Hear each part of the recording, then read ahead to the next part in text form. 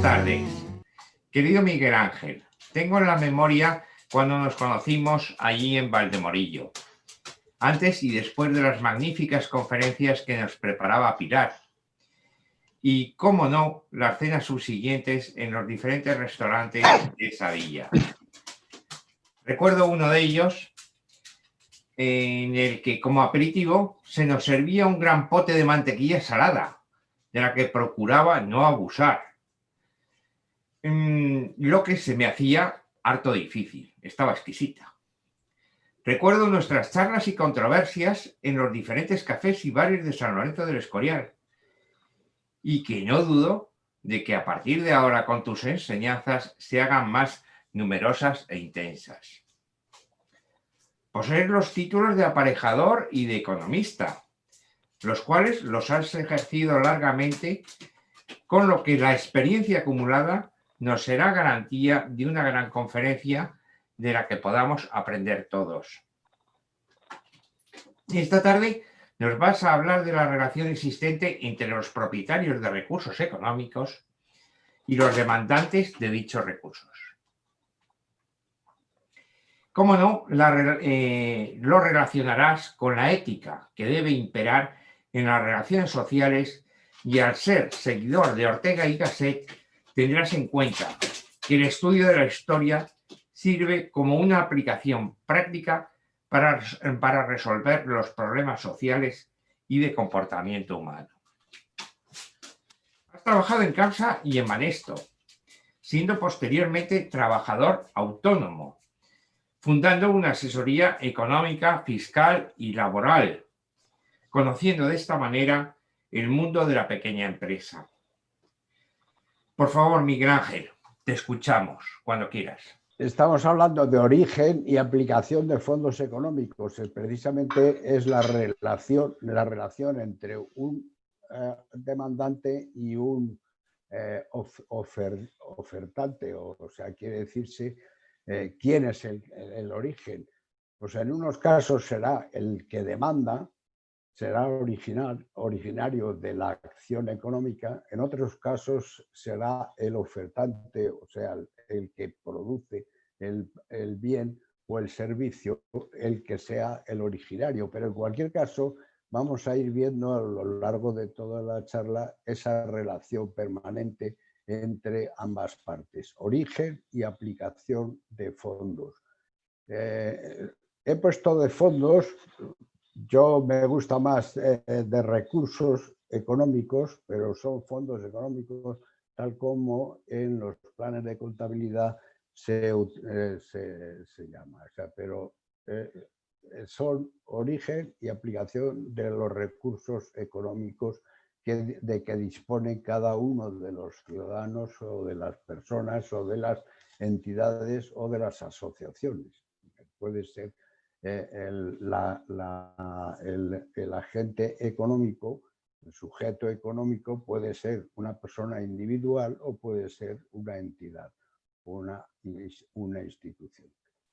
Bien, aquí este era el esquema que ya había puesto en la anterior, y ya veis cómo la economía depende de la filosofía moral.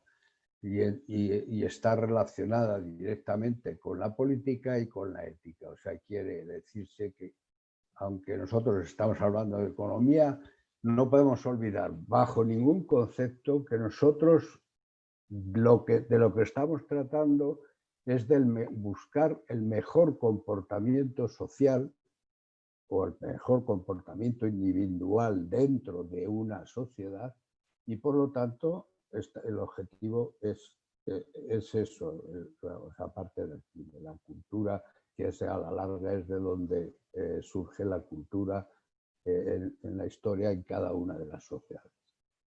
Bien, pues ya refiriéndonos adentro de la economía, ya lo había distinguido entre positivo y normativa. En este caso concreto del tema que vamos a hablar hoy, todo lo que se va a referir va a estar dentro del cuadro de lo positivo, porque no estamos diciendo cómo debe actuar cada uno de las personas o cómo debería actuar cada una de las personas, sino hoy exclusivamente me voy a referir cómo se actúa de forma positiva dentro de la sociedad con las transacciones entre unas y otras cosas.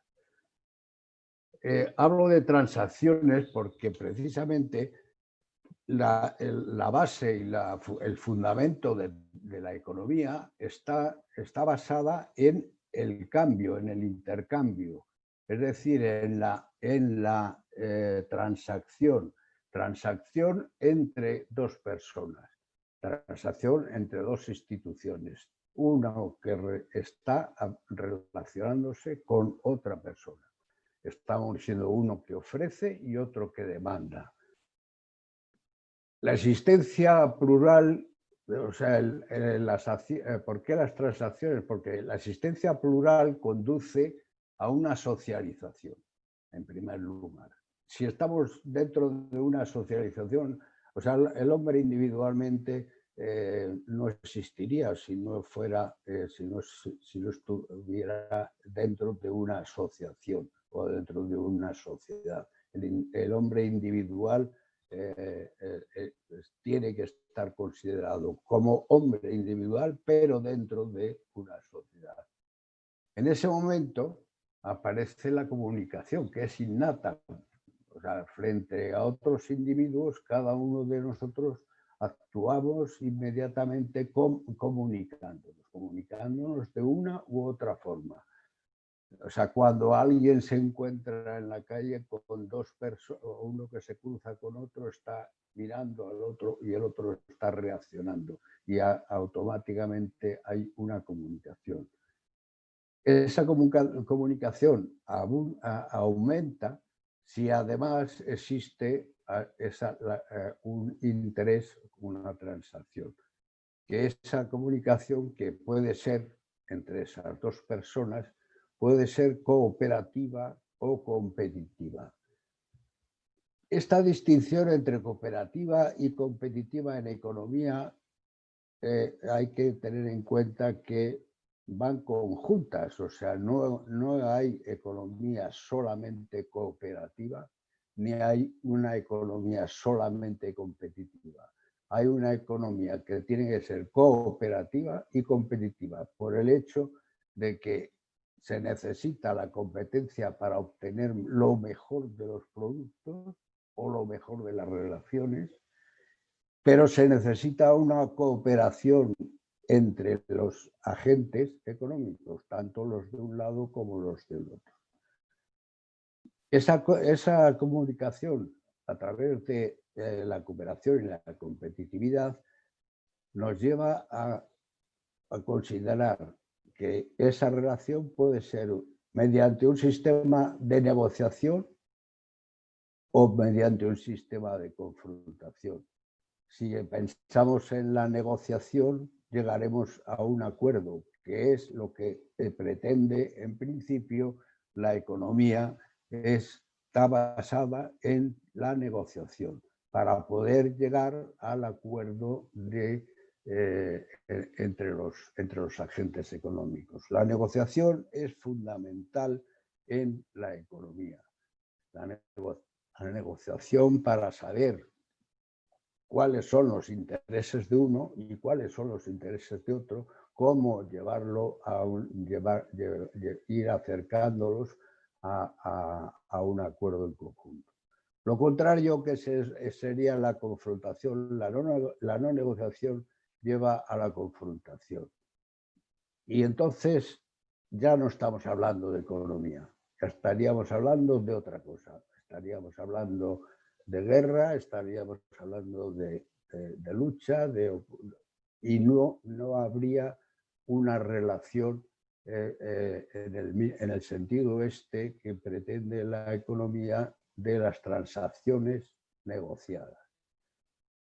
Está claro que para cualquier negociación, como para cualquier tipo de juego, tiene que haber unas reglas del juego, esas reglas del juego que todos tenemos que, las dos partes o las múltiples partes que existen, respetan las reglas del juego. Dice, porque si no se aceptasen las reglas del juego, si se hicieran trampa en las reglas del juego o alguno de los agentes no respetase dichas reglas del juego, se llegaría a la ruptura y dejaría de existir la comunicación objetiva y la transacción positiva. Por ejemplo, es un ejemplo muy claro de la negociación y la aceptación de las reglas del juego, y lo pongo en el ejemplo más claro que existe en cuanto a confrontación o negociación. Lo más claro es, por ejemplo, el hecho de las huelgas dentro de las empresas, el hecho de la existencia o no existencia de los sindicatos y el empresario, que normalmente son donde surgen las posibles confrontaciones más importantes dentro de la economía. Pues bien, son absolutamente necesarios la existencia del empresario con estas reglas del juego, y son absolutamente necesarias la existencia de los sindicatos que acepten estas reglas del juego. Y entre los dos, en esa negociación, puede ser colectiva, individual o parcial o como queramos que sea, eso ya no me pongo a hablar sobre ello. Con esa negociación se llega a un acuerdo que permite el mantenimiento de la actividad económica dentro de la empresa. ¿Por qué la ahora pasaríamos ya a ver, dice, ¿por qué necesitamos transacciones? Ya estamos hablando de economía, de toda la economía en general. Pues porque todos los individuos, no todos los individuos disponen lo que desean. O sea, hay gente que desea ciertas cosas y que le es incapaz disponer de ellas. Y a su vez, frente a él o al lado suyo, existen otros individuos con diferentes disponibilidades que posiblemente entre esas disponibilidades son las que desea el primero. Y así el primero puede negociar con este segundo y llegar a una aceptación de negociación y de acuerdo en la compra-venta o en el servicio y el pago de esa actividad. Digo, la existencia humana es social, vuelvo a repetirlo, y todas las sociedades pueden beneficiarse de cualquier otra sociedad a base de esas relaciones de interrelaciones de unos con otros. Se está hablando mucho en contra de la globalización, en concreto actualmente, en los tiempos actuales que estamos viviendo, se habla mucho en contra de la globalización, y es que es una contradicción, porque la globalización ha sido la fórmula más, hasta los tiempos que vivimos, ha sido la fórmula más posible, que ha hecho más posible el que ciertas sociedades se beneficien de las otras, inclusive aceptando a la llegada de emigrantes a sociedades que necesitan puestos de trabajo, ¿no? O sea, quiere decirse que la globalización no es solo el intercambio económico y monetario de la vida económica, sino que es también una transacción entre sociedades en las que sobran personas por una demografía o por una situación política determinada, y hay otras sociedades que pueden muy bien acomodar a aquellas personas que están sobrando. Eso se puede conseguir gracias a la existencia de la globalización, porque la globalización toda está basada en la facilidad de comunicación y de viajes, o sea, los medios de comunicación que existen de todo tipo, tanto del tipo físico como es el transporte, como del tipo de relación, vía telefónica o vía informática, ¿no? Los diferentes, y aquí llegaríamos a hablar, dice, sí, de la globalización es buena o es mala. Y digo, pues aquí llegamos a la cuestión importante de tener en cuenta, dice, los diferentes comportamientos nos llevan a diferentes consecuencias. O sea, y esto también viene de la rama de la filosofía, dice, toda causa conduce a un efecto. Es la causalidad de todos los hechos. Esto ya está contemplado perfectamente por el filósofo Kant, en recuerdo de lo que ha dicho antes José María, y estaríamos diciendo, cualquier comportamiento dentro de las sociedades o de las personas puede llevar a diferentes consecuencias. Entonces, a Kant precisamente le preguntaron una vez, le hicieron una pregunta una vez, dice, ¿cómo va a ser, cómo vamos a vivir en el día de mañana, o cómo vamos a estar y de qué forma vamos a estar? Y él contestó, pues todo dependerá de cómo nos comportemos. O sea, la causalidad aquí está clarísima. Dice, según cómo te comportes, obtendrás beneficios o obtendrás pérdidas. Todo esto seguimos hablando en que el trasfondo económico que hoy estamos contemplando es el trasfondo del intercambio.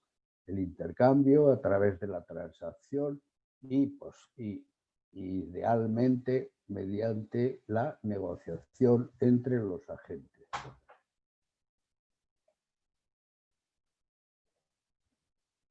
Bien, claro está, para cuando hablamos, dice, de los agentes económicos, cada uno de los agentes tiene proyectos individuales o proyectos colectivos. Dice, por eso decíamos lo que uno desea o lo que uno quiere o lo que uno necesita.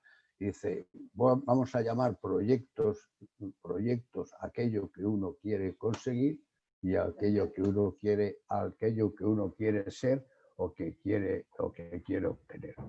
Cada individuo tiene un objetivo que desea conseguir. Tiene intereses individuales. Cada persona, hoy en día, hoy y siempre, tiene unos intereses individuales. Intereses individuales que va a procurar conseguirlos de la forma que sea.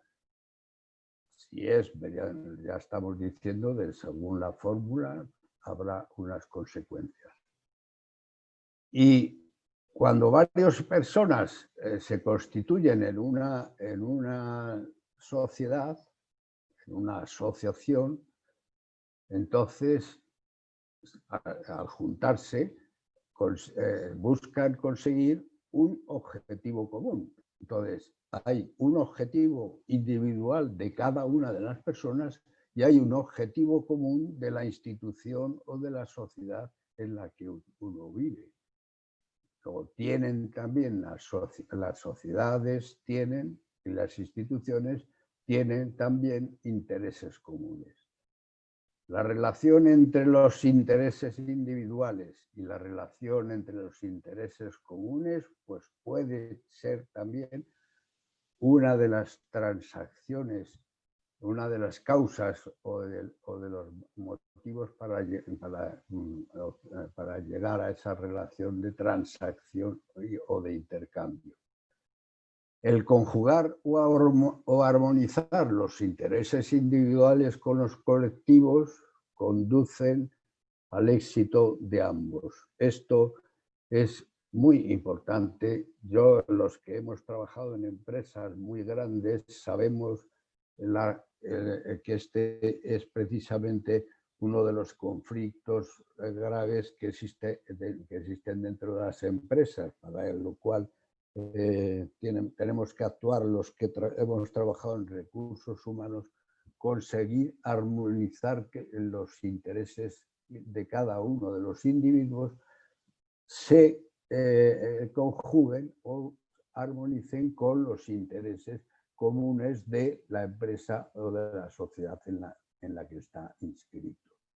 Eso ocurriría lo mismo dentro de la sociedad en general, no ya dentro de una empresa, hablando, podríamos decir, del Estado.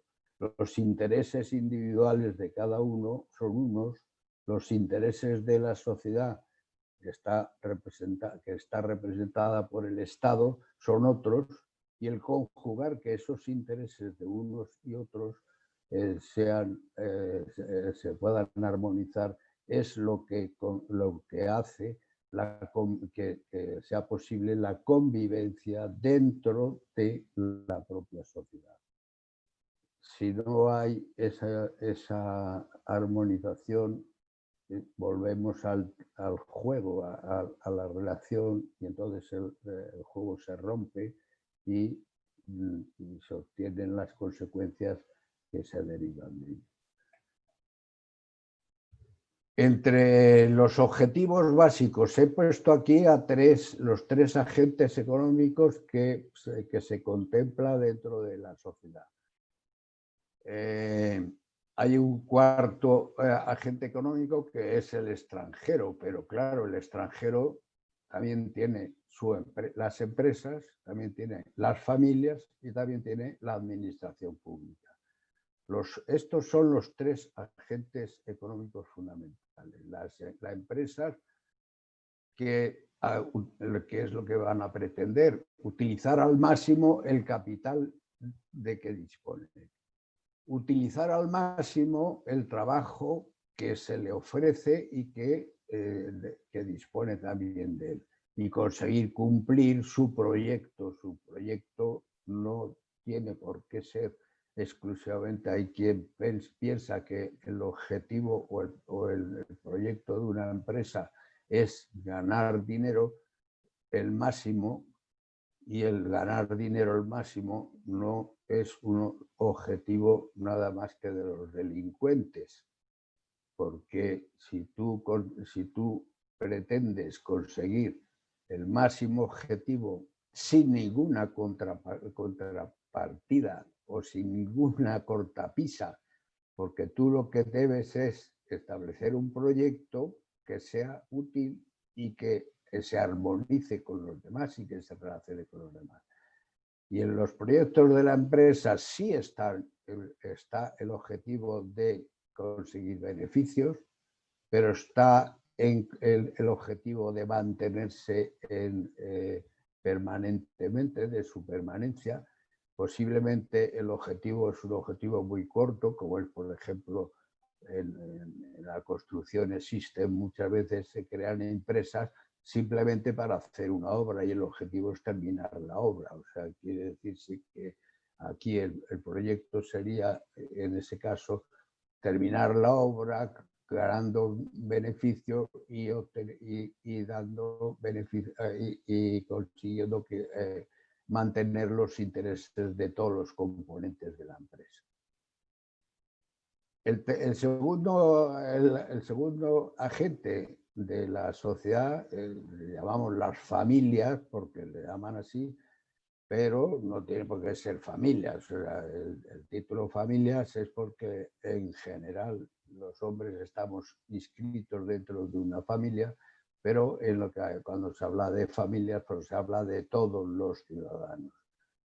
Todos los ciudadanos dentro de esto, viviendo familiarmente o individualmente en su domicilio.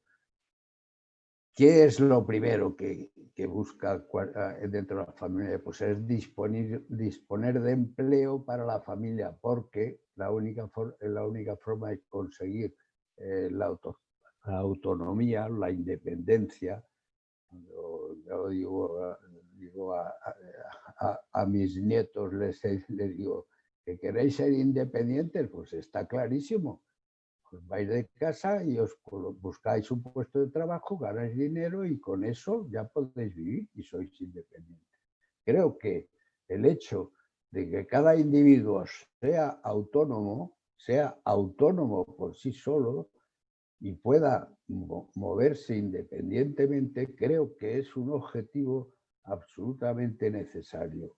No la gente, hay personas que no tienen este objetivo de ser autónomos, sino quieren depender de los demás. O sea, y que los demás les faciliten la vida y no trabajar en concreto.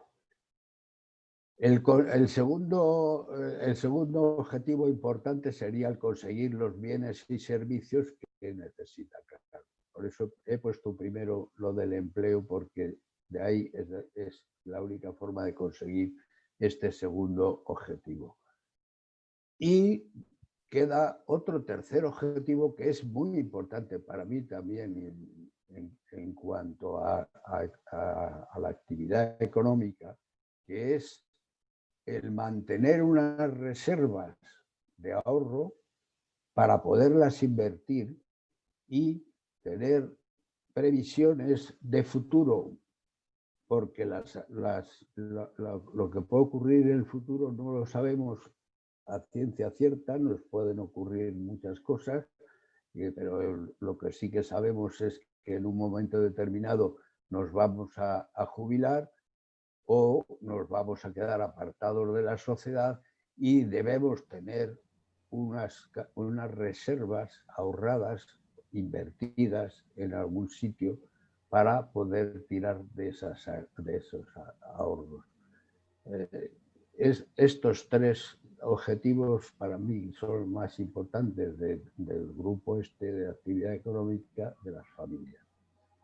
En cuanto a cuáles son los objetivos de la administración pública, pues el primer objetivo de la administración pública es que tiene que cumplir las funciones que la ley y la naturaleza les impone. O sea, como regidores de la sociedad tienen unas... o sea, está establecido qué es lo que tienen que hacer dentro de la sociedad. El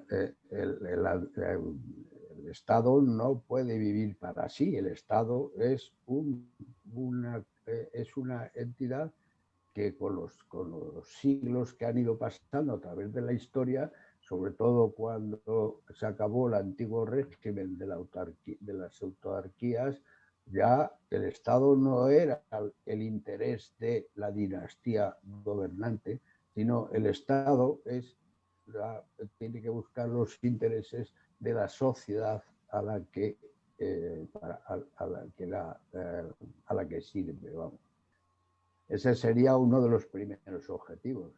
Pero para eso tiene que disponer de recursos financieros como ingresos sociales.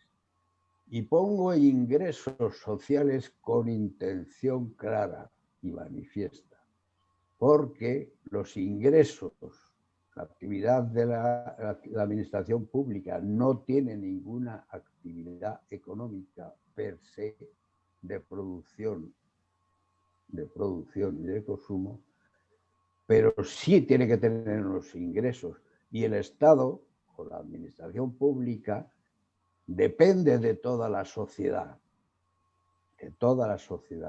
Luego, toda la sociedad debe contribuir a proporcionar los ingresos necesarios al Estado, que es el que le sirve a la sociedad, tiene que proporcionarle los ingresos suficientes. Y esos son los impuestos.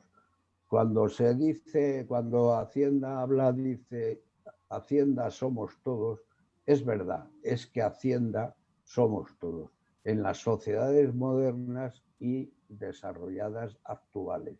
Antiguamente Hacienda era lo que quería recaudar el conde, el rey o el emperador de turno, pero ya hemos llegado a unas situaciones en que la sociedad está reconocida como conjunto de todos los individuos organizados con alguien que les gobierne. Y los impuestos tienen que servir para mantener esa administración pública. Por eso digo ingresos sociales.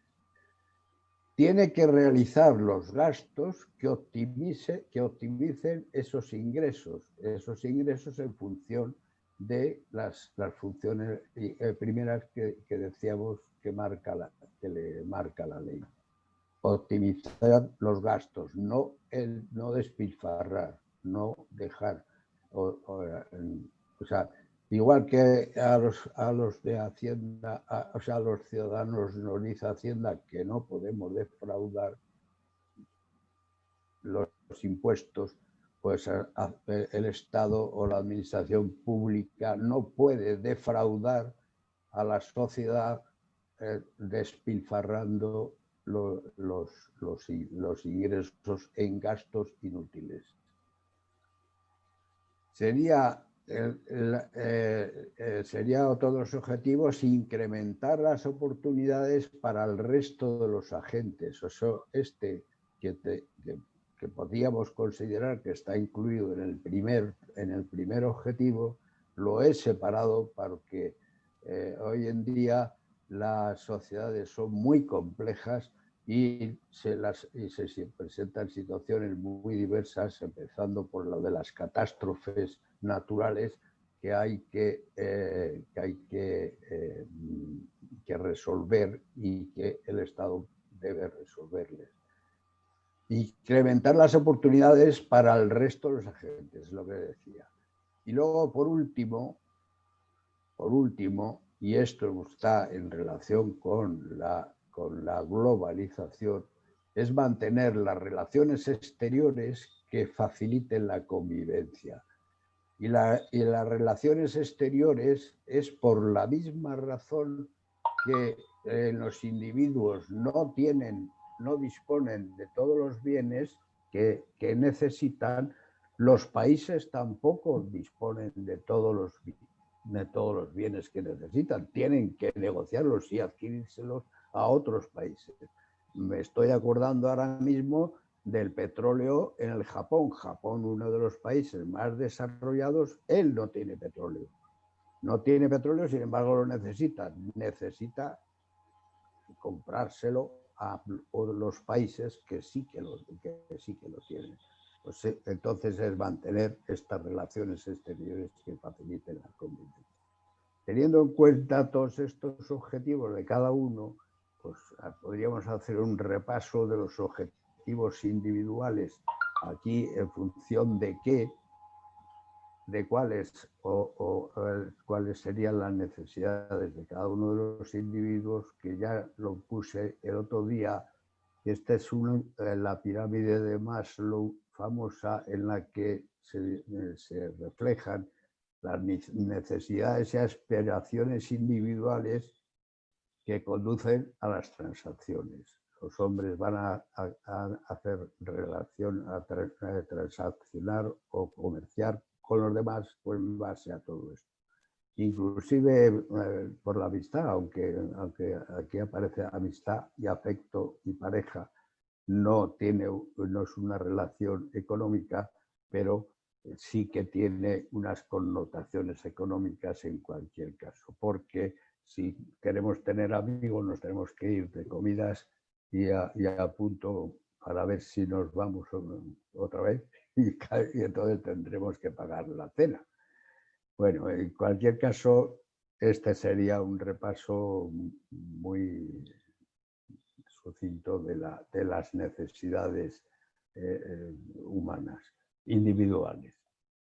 Y aquí pongo las transacciones entre dos o más países.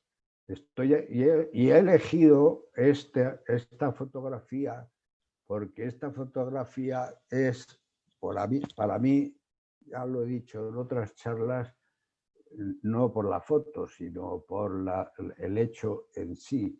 Aquí en estos momentos, este señor es el ministro Ullastres, está recibiendo a los representantes, me parece que estos eran americanos, y entonces es en los años aquellos de los planes de estabilización y en las primeras relaciones económicas para poder entrar en la Comunidad Económica Europea, pues las primeras relaciones. Es un ejemplo de por qué los países tienen que entablar relaciones también entre ellos. ¿Qué se necesitaría para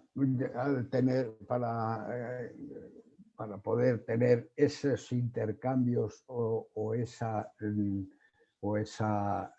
transacciones negociadas que hablábamos? Pues se necesitan, aquí en la fotografía aparece de un cambista en la edad moderna, en los años por el siglo XV o por ahí, en las que se está hablando del dinero como instrumento. Pero no es solo el dinero, ¿no? Porque el dinero es una de los instrumentos que facilitan la transacción, pero hay muchos más instrumentos. Podríamos llegar hasta los bancos en concreto, las relaciones bancarias, los préstamos, y llegaríamos a los bancos centrales que controlen a las actuaciones de los bancos privados, y podríamos llegar a las instituciones internacionales, por ejemplo, las que se crearon después de la Segunda Guerra Mundial por los acuerdos de Bretton Woods. O sea, quiere decirse que el buscar medios o instrumentos que faciliten el intercambio es absolutamente necesario que se siga haciendo permanentemente. Hoy día se necesitan otros instrumentos diferentes a los que se llevaron a cabo en los acuerdos de Bretton Woods. Pero hoy en día, en concreto, lo de la moneda de oro y de plata, pues prácticamente ha desaparecido ya como instrumento de intercambio, y sin embargo sigue existiendo el dinero, que decimos dinero, que es un papel que es un billete, pero es que también está un pagaré, o sea, hay cantidad de instrumentos que se usan.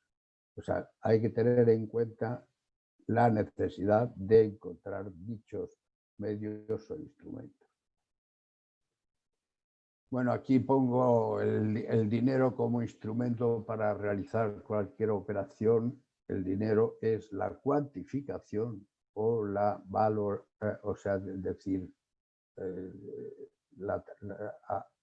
asignar un valor a cada una de las cosas que se van a cambiar. No es dinero lo que se va a cambiar. El dinero es simplemente el medio que se utiliza en todas las operaciones corrientes.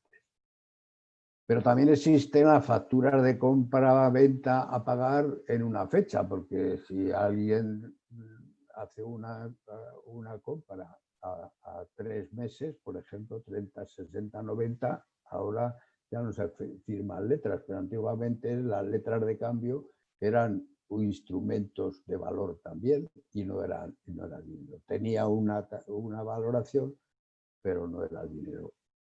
Existen contratos aplazados sin interés, 1 mes, 2 meses, 3 meses, contratos aplazados con intereses, y estos pueden ser préstamos a corto plazo y pueden ser a largo plazo con garantía hipotecaria a largo plazo, préstamos a corto plazo, menos de 1 año he puesto, y préstamos a largo plazo varios años. Estas dos últimas son acuerdos que se han puesto, decir, en acuerdos fundamentalmente de origen fiscal, y se dice hay una diferencia, un préstamo a corto plazo y una diferencia de un préstamo a largo plazo, incluso en el tipo de impuesto o deducción de gasto en el impuesto de sociedades es diferente.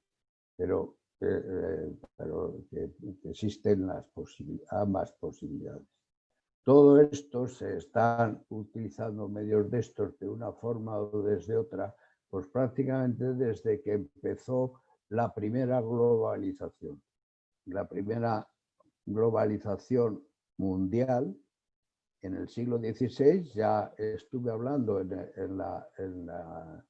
el foro de historia sobre todos los hechos económicos que ocurrieron con la hacienda pública española y desde el descubrimiento de América en adelante.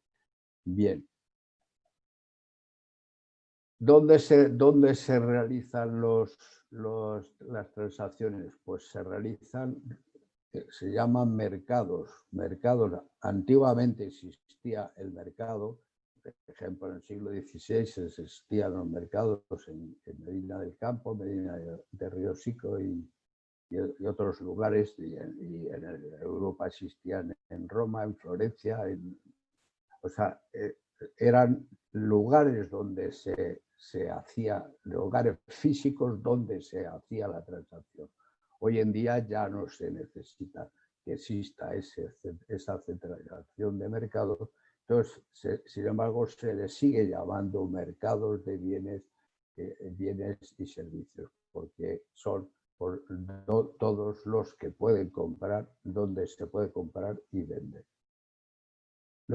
El otro mercado es el mercado de los factores productivos, y aquí estaríamos hablando del trabajo y del capital. También en otras charlas anteriores dijimos, existe un mercado de factores porque hay una oferta de trabajo y hay una demanda de trabajo por otra parte. Dice, hay un mercado, se llega a una relación de intercambio, como hemos dicho. Y por último, existiría también, al existir esos intermediarios que hay entre compraventa, que eran el dinero y todos los instrumentos, pues existe también el mercados bancarios y financieros. Son los tres grandes mercados. Los muy antisistema, por así decir, porque se llaman así ellos, pues dicen que están todos en contra de los mercados. Pues es que sin mercados no habría ni siquiera personas de antisistema, porque no podrían comer. Ellos para comer tienen que ir a algún sitio, y si no, no existirían mercados en una sociedad. Y no existieron mercados de ninguno de estos tres tipos en una sociedad primitiva. O sea, en una sociedad, hoy día existen sociedades primitivas, como hay en el Amazonas y en algunos otros sitios, que no tienen mercados, pero ellos se las apañan como se las apañan. Pero la realidad en cualquier sistema, y no vamos a hablar sistema capitalista, sino cualquier sistema desarrollado, tanto de una tendencia como otra, islamista o cristiano o capitalista o socialista, inclusive existen los tres mercados. Bien, pues ahora llegamos a quiénes son, y aquí es donde empezamos a hablar ya de lo del origen y la aplicación. En cualquier relación económica existe un agente que dispone de los recursos económicos, tanto sean bienes o servicios como bienes financieros o el propia fuerza de trabajo, por así decir, utilizar, o sea, la capacidad de trabajar. Existe otro agente, por otro lado, que desea un producto o servicio que adquiere. Pues bien, el agente que dispone de los recursos económicos le llamamos, es el origen de la relación económica. Y el agente que adquiere es la aplicación dentro de la relación económica de es origen y aplicación de la relación esto de los recursos económicos o recursos, como decíamos, de fondos. Origen y aplicación de fondos. Y aquí he puesto, existe un agente intermedio entre los dos agentes anteriores, que unas veces es origen y otras veces es aplicación, que son en concreto, para simplificar, pues son los bancos, porque los bancos unas veces dan dinero y otras veces cobran dinero y otras veces dan préstamos y otras veces cobran los préstamos. O sea, intervienen como intermediarios entre el origen y la aplicación. Luego hay, por así decirlo, tres tipos de agentes, que son origen y aplicación. Y estos también son origen y aplicación. Cada operación económica tiene dos versiones de la misma por el mismo importe y que debe considerarse a la vez. ¿Cuál es el origen de los fondos y en qué se emplean? Es decir, toda actividad económica y todo agente económico debe tener claro que en la operación económica tiene un origen y una aplicación. Los ciudadanos individuales, los que vivimos en nuestras casas y no llevamos contabilidades, no hacemos cuentas de eso. Sin embargo, sí tenemos en cuenta de saber cuál es el origen de la relación económica. El origen de la relación económica está en el mercado, en Mercadona, en el Corte Inglés, o lo que sea, que es donde tiene el bien que yo quiero comprar. ¿Y cuál es la aplicación? La aplicación sería el comprar yo ese bien y quedármelo a cambio de que de la aplicación del dinero que yo tengo y se lo traspaso al Corte Inglés.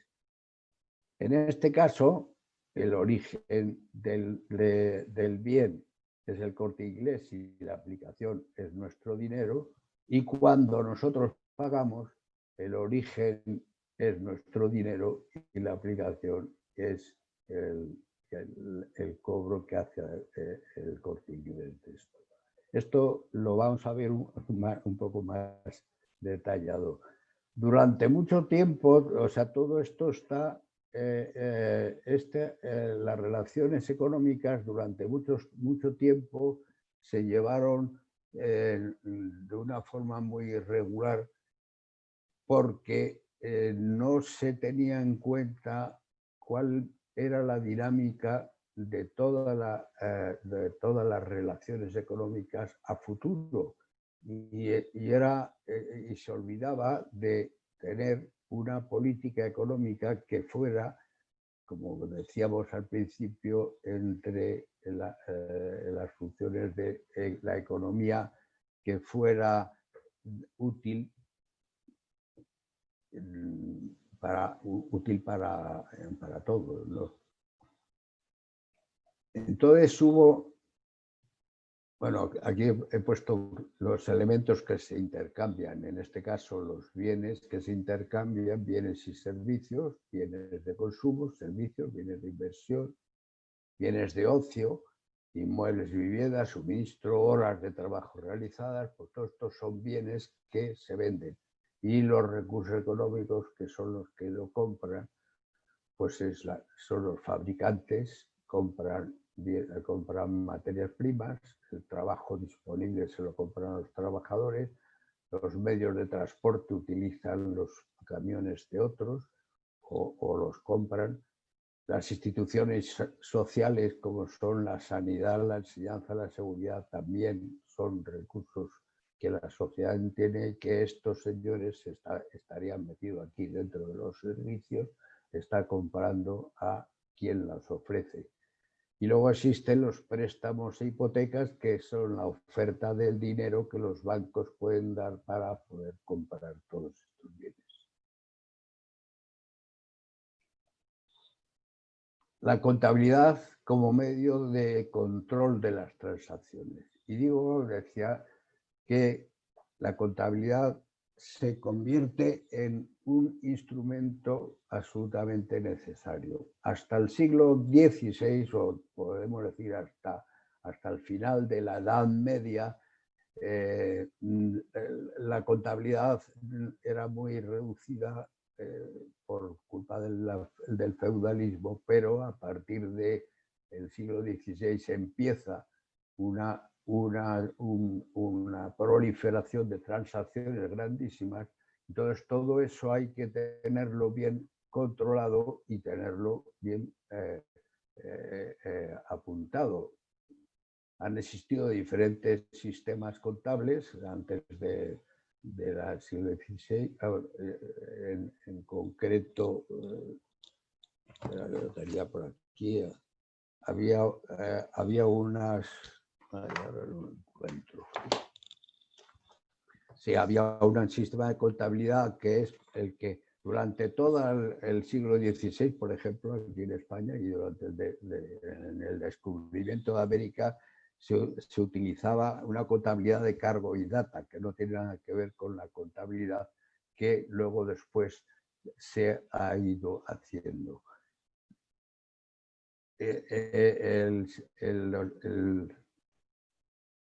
Esas contabilidades en cualquiera de los sistemas se llevaban en libros de cuentas. Unas veces eran hojas taladrables que luego se archivaban con legajos y demás, y se pueden consultar en todos los archivos. El otro día alguien comentaba que toda la cantidad de datos que habíamos utilizado o que se habían utilizado en la exposición que hice de la economía española en el siglo XVI. Todos esos datos están consultados en esos libros de cuentas. De ahí se saca todos esos datos. Libros de cuentas que tenían cualquiera de los agentes económicos que intervenían, tanto fueran los prestamistas como los compradores, como los vendedores, etcétera, etcétera. Todo esto estaba en unos libros de cuentas. Hoy toda la contabilidad que se usa es la contabilidad de partida doble. La contabilidad de partida doble es una contabilidad que inventan los italianos, precisamente los italianos en aquella época. Era por el año, pues en concreto, es el año 1494, es cuando se consigue encontrar el primer libro de contabilidad moderno. Y es por un italiano que se llama Pacioli. El señor este se da cuenta, vamos, ellos se dan cuenta de que, porque en la anterior, ¿qué es lo que hacían? Pues en una hoja reflejaban todos los pagos que iban haciendo, o sea, picos, palos, azadones, 3 millones, plus, y quedaba en esa hoja. Pero no decía quién se los había vendido, quién se los había proporcionado, de dónde había salido el dinero, etcétera, etcétera. Había otra hoja que decía transacción, o sea, emisión de dinero desde la corona de Aragón, 500 millones de ducados. Vale, pero eso no decía en qué se empleaba, o sea, quiere decirse que no se sabía cuál era el origen de una cosa y la aplicación de la otra. O sea, sí se sabía la cantidad que se gastaba y se sabía la cantidad que se ingresaba. Y sumando las dos columnas se restaba una de la otra y entonces sabías si habías tenido ganancias o habías tenido pérdidas, ¿no? Pero no había una fórmula como empieza a aparecer en la contabilidad por partida doble. Y en la contabilidad por partida doble surge un libro que se llama El Diario de Contabilidad. El Diario de Contabilidad es el origen básico de toda la contabilidad a través de los tiempos hasta hoy en día. ¿Por qué? Porque en cada operación Tiene dos apuntes idénticos. Si yo compro palas y azadones, se los compro a fulanito de tal. Y entonces en un lado pongo, he comprado palas y azadones por un importe X, y en el otro lado pone que le debo a fulanito de tal el mismo dinero por esas cantidades de palas y azadones. Uno en la derecha, que es el debe, y otro en la izquierda, que es el haber. Ejemplo del apunte diario, pues paso a poner este ejemplo en concreto. En un asiento número 35 tiene en una columna el debe y en otra columna el haber. Y aquí, ¿qué es? Suministro de electricidad. Que es la Iberdrola me pasa una factura de 395,67 euros, me pasa esa factura, que corresponde ¿a qué? Pues al gasto de luz, que son 327, más el IVA repercutido, 68,67. Yo, una vez, este es el asiento, una vez que tengo este asiento, yo, cuando me llegue la factura, si lo tengo domiciliado en el banco, pues haré justo lo contrario. A Iberdrola le pondré los 395 y en mi cuenta, no, perdón, en el banco quitaré los 395 y en la cuenta del suministro de Iberdrola le quitaré los 395. Hoy en día todo esto se hace con programas informáticos y este es un ejemplo. Suministro de luz, y aquí está la cuenta de Iberdrola. Dice, he comprado 395,67, que es la factura que yo recibo de Iberdrola. ¿Correspondientes a qué? Pues al IVA 68,67 y al suministro de luz, que es el gasto real mío son de 327, que son los tres, lo que va a entrar en la cuenta de gastos.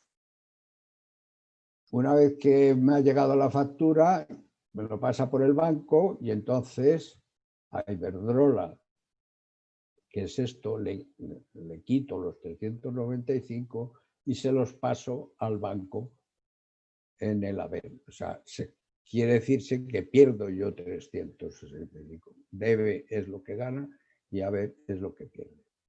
Este sería la contabilidad para ir teniendo en cuenta el origen y la aplicación. ¿Cuál es el origen aquí? El origen es la luz que me ha suministrado y la aplicación es la factura. En el primer asiento, origen es la luz que me ha suministrado y la aplicación es la factura que le debo a Iberdrola.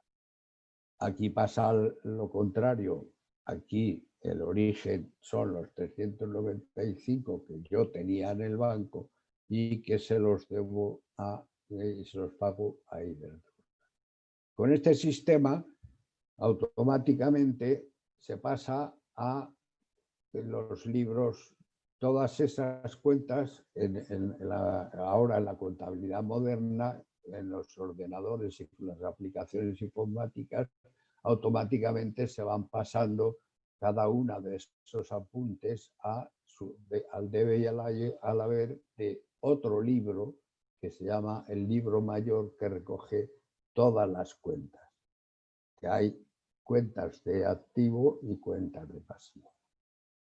Bueno, este es otro ejemplo. Aquí en este caso concreto, el banco, pues estoy viendo que he pagado al banco 363 por un suministro, me parece, no sé si el otro era pago una nómina al empleado también a través del banco, y cargo aquí, pues primero sería, me parece era una compra y esto era el de la luz.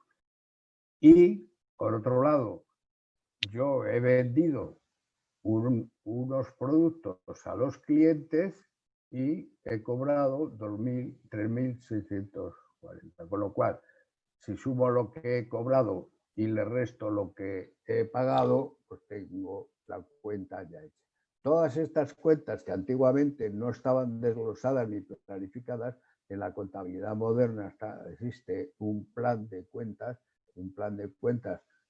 que hoy día los sistemas contables son de nivel internacional, es decir, no ya de la Comunidad Económica Europea, sino la planificación contable está organizada desde acuerdos entre las distintas instituciones internacionales que hay, con Estados Unidos, por ejemplo, con la Comunidad Económica Europea, con el Japón, con China, y todos los países llevan este sistema de cuentas. Con lo cual, ¿qué es lo que nos facilita el tener todo esto? Pues nos facilita saber la economía cómo, en qué situación está, saber el Producto Interior Bruto que cada país tiene, porque es la suma de todas las contabilidades de todas las empresas y de todos los agentes económicos, y entonces sabemos cuál es el Producto Interior Bruto. Sabemos qué decisiones podemos tomar a partir del hecho de disponer de los datos necesarios para tomar decisiones. Era difícil saber, pues si nos retrotraemos a la exposición que hablé de la época de Felipe II tomaba decisiones económicas sin tener datos de estos. Y entonces resultaba que una vez que había tomado la decisión, se encontraba luego después con los déficits, que le faltaba el dinero porque no tenía de dónde sacarlo. Quiere decirse que él las decisiones las tomaba sin datos, y muchas veces gran parte de los errores y de los problemas económicos que tuvo el siglo XVI español, pues fue como consecuencia de la falta de información. Con esta información que hoy día tenemos, pues ya podemos saber que este sería el otro documento fundamental. Hemos hablado del diario, que es un libro, del diario. Todas las cuentas, que es el mayor, es otro de los libros. Y el tercer libro es el balance de la empresa. En el balance de la empresa, pues veríamos el capital fijo y veríamos el origen, que está aquí en el pasivo. Decíamos el pasivo. ¿De dónde tenemos el dinero? Pues tenemos el dinero de fondos propios, que es el capital de los socios, las reservas o ahorros de los socios, o ganancias de años anteriores que no se ha repartido. También puede ser pasivo fijo a largo plazo, préstamos financieros a largo plazo o bonos emitidos por la empresa a largo plazo. Con todos estos recursos, que es origen de los fondos, hemos podido comprar este activo fijo, que es el inmovilizado material. Son los inmuebles, las máquinas, equipos, las herramientas, las existencias disponibles, el inmovilizado no material, las inversiones financieras por acciones de otras empresas. Todo esto es lo que constituye el capital fijo de la empresa, por así decir, el patrimonio fijo de la empresa. Con esto es con lo que empezamos a trabajar en la empresa y empezamos con la explotación de la empresa, y con esos recursos pues vamos a ir empleándolos. Los recursos que teníamos antes en rojo, aquí los vamos a emplear en elementos de gasto: amortización de inmovilizado, compra de materiales, reparaciones, suministros, gastos de personal, gastos financieros. Y en la actividad de la explotación de la empresa, ¿qué es lo que va a generar? Pues nos van a generar a nosotros, en este caso, esta aplicación. Es decir, vamos a vender los productos que pueden ser mercaderías, si es el caso de un comercio nada más, vamos a vender productos que hemos fabricado o vamos a dar los servicios que disponemos, o sea, para los que estamos preparados. También podemos tener, si tenemos, por ejemplo, en este caso, si tenemos una de las inversiones que teníamos era algún edificio que lo teníamos en alquiler, pues las rentas por alquiler de ese inmueble vamos a obtener los beneficios. La diferencia entre estos gastos y estos ingresos nos van a dar los resultados. Esto está cuadrado siempre, porque como todas las aplicaciones, como hemos partido de la base de que en el diario reflejábamos en el debe y en el haber la misma cantidad, pues no sé quién me llama.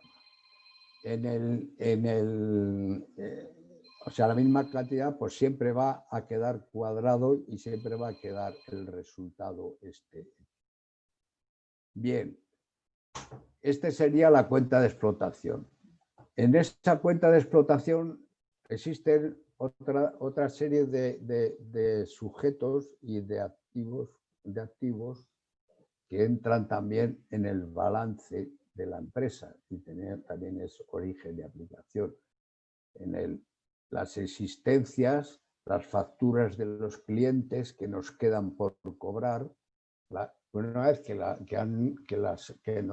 hemos cobrado, desaparece de la cuenta, pero las que nos quedan por cobrar siguen siendo activos que tenemos nosotros a nuestra disposición para poder cobrarlos en el futuro. Hay el caso de créditos concedidos, normalmente estos son préstamos que se hace al personal pues para cualquier cosa, porque se va a casar y entonces nos pide que le adelantemos tanto dinero y nosotros le damos dinero que nos lo debe y tendrá que pagarlo en su día. Y luego existe el efectivo disponible en total, existe dinero en caja y dinero en bancos. Por el lado contrario, en el pasivo circulante, ¿qué tendrán? Pues tendremos facturas de proveedores que todavía no hemos pagado, porque las facturas de proveedores que hemos pagado han desaparecido ya de aquí, de esta cuenta, y tendremos recibos de acreedores pendientes de recibir. Esta diferencia entre proveedores y acreedores es una diferencia que hay que tenerla muy en cuenta, porque yo se lo explico a mis clientes permanentemente y no saben cuál es la diferencia y se creen que es lo mismo. Los proveedores son aquellas empresas que trabajan para producir el bien que nosotros vamos a vender o para vendernos el bien que nosotros vamos a vender. Todos los que el Corte Inglés compra a las empresas para venderlo luego en su tienda son proveedores. ¿Y qué son acreedores? Pues son personas, agentes que nos producen servicios, pero no tienen nada que ver con el producto que nosotros estamos vendiendo. En este caso sería, por ejemplo, la luz, el agua, la calefacción, etcétera, ¿no? O sea, para que veáis la gran diferencia que existe. Yo en el producto de existencia que vendo a los clientes no he metido la parte de luz que le corresponde. Pero sin embargo, yo sí tengo que pagarle a Iberdrola a la acreedora. Existirían las nóminas pendientes de los trabajadores que han estado trabajando, pues me han dado el servicio para producir el bien que he vendido al cliente, pues están las nóminas pendientes. Y tendríamos créditos a corto plazo, que por ejemplo son, pues eso, llegas al banco y le dices, antiguamente lo que decíamos, lo de las letras, ¿no? Las letras a 30, 60 y 90, que era muy corriente. Era una de las, además precisamente era una de las actividades financieras que más dinero le proporcionaban a los bancos, porque era la negociación de las letras y la negociación. Eso ahora no hay letras, pero sí puede haber crédito a corto plazo entre un proveedor o un acreedor y mediante un contrato, y entonces tenemos que negociarlo también, que también lo puede comprar el banco y obtener dinero de ello. Y existiría también las cuentas con Hacienda. Las cuentas con Hacienda están reflejando las cuentas que nosotros, el IVA que nosotros, por ejemplo, la del IVA, el IVA que nosotros hemos cobrado a los clientes, y se deduciría el IVA que nosotros hemos pagado a los proveedores, con lo cual a Hacienda le tendremos que pagar la diferencia entre el IVA de los clientes menos el IVA de los proveedores. Bueno, todo esto se llama capital circulante en el balance. También se ha llamado fondo de maniobra. Así como en el balance teníamos al principio el capital fijo y el activo fijo y el pasivo fijo, este, sin embargo, es el que con el que estamos moviéndonos. Podríamos decir que todos los activos fijos y los pasivos fijos se originan en un momento y luego ya permanecen en la empresa y no se vuelven a tocar. Pero, sin embargo, durante toda la explotación, sin embargo, estamos trabajando con estos señores siempre, permanentemente, a lo largo. Y por eso se llama circulante. O fondo de maniobra, porque es con lo que estamos maniobrando para poder negociar, o sea, llevar a cabo la actividad. Y esto nos llevaría a un balance completo. Aquí este sería el resultado de toda la contabilidad esa de origen y aplicación de fondos. Primero teníamos un activo fijo, que lo tendríamos en el debe, y tendríamos un pasivo fijo que estaría en el haber. El activo fijo pues puede ser el material, pueden ser los edificios, las máquinas, las herramientas. El inmaterial, pues fondos de comercio, patentes, programas informáticos, por ejemplo, que estamos usando en colaboración con, lo tenemos en mantenimiento con una empresa informática. Y luego financiero, porque nosotros, si queremos tener también reservas financieras para en cualquier ocasión utilizarlas, pues podemos haber comprado acciones de otras empresas, podemos haber comprado bonos de otras empresas. O sea, esto sería nuestro activo. A cambio, tendríamos que ese activo lo hemos conseguido gracias a los fondos propios y a fondos ajenos. A fondos ajenos serían, por ejemplo, letras del tesoro, porque estamos hablando de pasivo fijo. O sea, fijo es a más de un año. Dice, entonces aquí estarían letras del tesoro, de bonos de otras empresas, etcétera, etcétera. O sea que bonos nuestros, que hemos emitido nosotros bonos y nos han dado dinero. Los bonos de otras empresas serían como activos. Son los bonos nuestros, que son préstamos que están aquí durante un tiempo largo. Y por otro lado tendríamos el activo circulante y el pasivo circulante, que ya es lo que hemos visto, eso que es el fondo de maniobra. Y vemos si el activo circulante es más grande que el pasivo circulante, pues tenemos unos resultados de beneficios. ¿Dónde estarían estos resultados de beneficios? Por lógica, estarían aquí en los bancos, pero también puede estar en cuentas de clientes que nos van a pagar en el futuro, porque podemos haber tenido beneficio de unas ventas que hemos hecho y que todavía en este año no hemos cobrado. Luego, por lo tanto, también está repartido entre todo este activo circulante.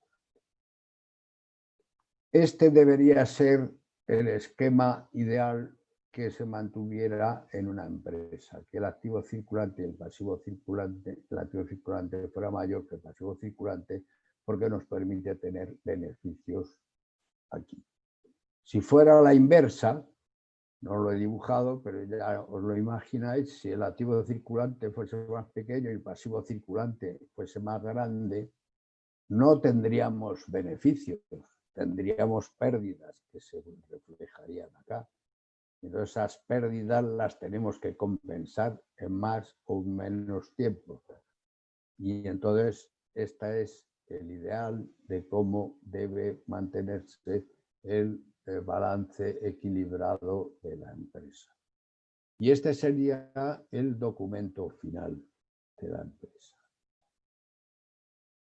Yo aquí, termino aquí ya la exposición y he puesto un ejemplo de un libro de contabilidad antes de 1626, en el que, fijaros la cantidad de documentaciones que se escribían y la cantidad de todo esto se hacía todo a mano, y la dificultad que existía para tener un control eficaz de la empresa. Los sistemas de contabilidad modernos son los que dan datos a la Hacienda, al Estado, a los países extranjeros, a clientes, a los acreedores, a los bancos, etcétera, etcétera, de nuestra situación patrimonial. En función de eso, de la contabilidad y con todos los datos contables, pues se pueden hacer políticas económicas, se pueden tomar decisiones económicas y se pueden obtener los resultados de negociación entre unos agentes económicos y otros agentes. Pues con esto